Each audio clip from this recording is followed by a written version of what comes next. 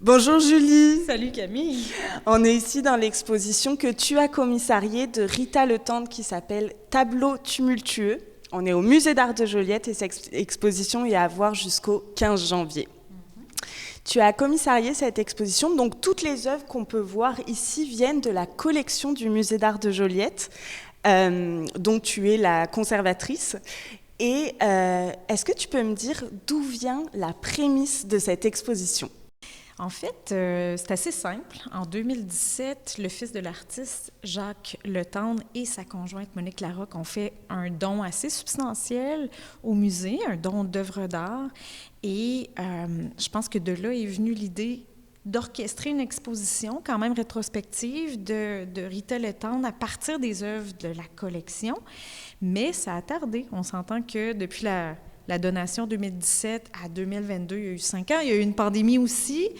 Mais on l'a réalisé cette année. On attendait le bon moment. Mais en même temps, il n'y a pas de bon moment parce que c'est un peu drôle de dire ça comme ça et ce n'est pas drôle non plus.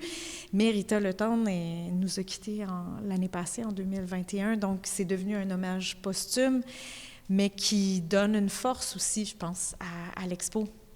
Est-ce que, donc Rita Le Tendre, dans notre collection, on a à peu près combien d'œuvres ? On en a plus d'une vingtaine.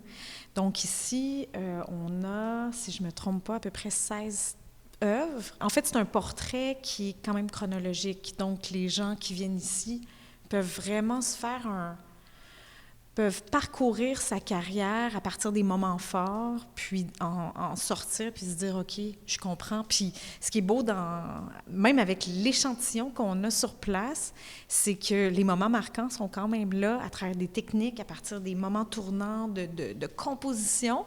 Puis toi, personnellement, c'est quoi que tu retiens de Rita Le Tendre ? C'est quoi dans son œuvre qui te touche personnellement ? Puis qu'est-ce que tu as appris en faisant cette exposition ? Qu'est-ce que tu as découvert finalement auquel tu t'attendais pas ? C'est un pan de mur, on ne le voit pas, on est opposé à ce pan de mur-là où il y a 3 œuvres devant nous en ce moment, de 3 périodes, c'est genre 65, 75 et 2004. Puis on est comme dans un 360 sur elle-même où elle a su se renouveler, mais en même temps, il y a une constance. Et c'est ça qu'il y a de fort, en fait, c'est comment, à travers le temps, tu peux rester attaché à certaines structures, à certaines formes, à certaines expressions, mais comment, dans les nuances, tu peux vraiment pousser loin la recherche picturale. En tout cas, c'est toujours quelque chose, du début jusqu'à la fin, qu'on sait que c'est elle. Ouais. Mais c'est vrai que quand on commence au début de l'exposition, on voit vraiment des empattements, on voit la forme du geste. Il y a aussi la flèche qui est souvent là, puis après elle se transforme, elle devient presque vaporeuse. En tout cas, la vapeur rentre dans son œuvre. Puis la dernière œuvre aussi qu'on a ici, elle vient chercher à la fois, c'est comme si elle clôturait et à la fois le début, mais aussi tout le long, tu sais. Exact. Tu l'as tellement bien expliqué, c'est exactement ça. C'est que, tu sais, on pense que l'œuvre de la fin, mais c'est sûr que c'est une œuvre je ne vais pas me tromper, je pense que c'est 2005, mais elle a continué à peindre quand même jusqu'en 2012, je crois, jusqu'à temps qu'elle perde la vue, puis où, finalement, les couleurs, parce que c'est une grande coloriste, hein, je pense qu'il y a ça aussi qui est très, très fort, c'est les couleurs, c'est magnifique. Mais c'est ça, à la fin, elle ne voyait plus. Mais la dernière œuvre que nous avons, c'est comment, même à travers le temps, 2004, quel âge avait-elle? Elle avait peut-être 70 ans, on va dire, là. Grosso modo, peut-être même plus. Mais comment, c'est même pas encore sage, tu sais, dans le sens qu'elle garde cette espèce d'énergie du début jusqu'à la fin. Il y a quelque chose d'humain, je sais pas, c'est comme une rencontre humaine avec elle où tu te dis, pas obligé de finir assis ta vie de manière tranquille, tu as tout compris de la vie. Non, il y a encore une bataille, tu sais, viscérale. Ouais, c'est ça. Mais c'est vrai qu'on le ressent dans ces œuvres-là. Puis tout à l'heure, tu disais que moi je trouve qu'il y a quelque chose d'intéressant, c'est que finalement, on connaît peu cette artiste-là, on la connaît peu aussi. Moi, forcément, le premier réflexe que j'aurais à me dire, c'est on la connaît peu parce que c'est une artiste femme, même si ça a été une artiste femme déterminante au Québec. Puis je sais aussi que dans l'exposition permanente des Îles Réunies, tu as changé du coup tout un mur avec juste des artistes femmes. Il y a une belle résonance avec Rita. Est-ce que ça a été, est-ce que c'est grâce à cette exposition-là que tu t'es permise aussi de changer ce mur-là? Oui. On s'entend que la salle Arnois où on se trouve en ce moment, c'est une salle un peu projet. Des fois, il y a de l'art contemporain, pas nécessairement des expositions qui n'ont pas nécessairement rapport avec les collections. Mais là, étant donné qu'on est dans une exposition des collections, je me suis permis de déborder. L'exposition de Rita Le Tendre déborde la salle. Puis, dans le fond, ça donne comme ça que la salle Arnois, elle est là où commence en fait la section de l'art abstrait.